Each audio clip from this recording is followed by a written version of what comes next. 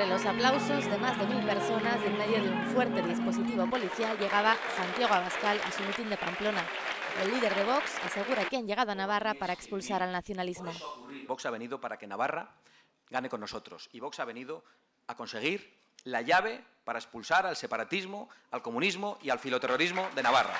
Y lo digo con preocupación, con respeto y llamando al diálogo de esas personas que ensimismadas, quizá en un foralismo y no mirando a España, han dejado a Navarra en manos de los separatistas y de quienes regaron de sangre esta tierra. Y lo digo tendiendo la mano. Dice Vox que la comunidad foral está en estado de emergencia y que su partido es la voz de la Navarra silenciada. Vox ha venido para defender el sentido común. Y Vox, que ha hecho historia en Andalucía, está resuelto a hacer historia en Navarra. El presidente de la gestora de Vox en Navarra, Javier Horno, cargaba contra el euskera, Escolae y el autogobierno.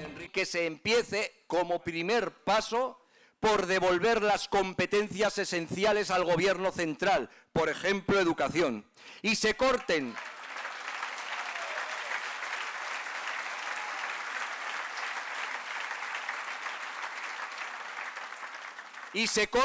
drásticamente los gastos que engendra un funcionariado improductivo.